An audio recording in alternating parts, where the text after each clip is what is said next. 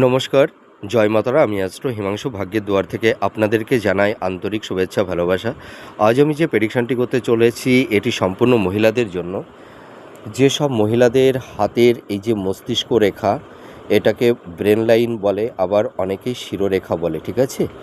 তো যাদের হাতের মস্তিষ্ক রেখা সুদীর্ঘ, মঙ্গল উচ্চ মঙ্গলের এই ক্ষেত্র, এটা উচ্চ মঙ্গলের ক্ষেত্র পর্যন্ত চলে এসেছে এবং এখান থেকে একটি দ্বিশাখাযুক্ত হয়েছে।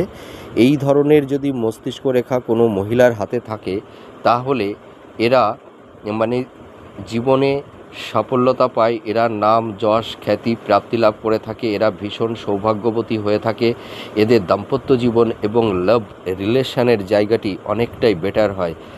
এদের মানে বিবাহের পর মানে স্বামী স্ত্রীর মধ্যে একটা ভালো বন্ডিং, হ্যাঁ, একটা হৃদ্রতার বন্ধন তৈরি হয়। স্বামী এবং স্ত্রী উভয়ের কাছ থেকে একটা সাপোর্ট বা সহযোগিতা এরা পেয়ে থাকে। আপনারা মিলিয়ে দেখুন। আর এই সব জাতক জাতিকারা ভীষণ বুদ্ধিমান এবং এরা প্রপার মানে একটা সঠিক ডিসিশান মেকিং করে এরা যে কোনো কাজ এরা করে থাকে।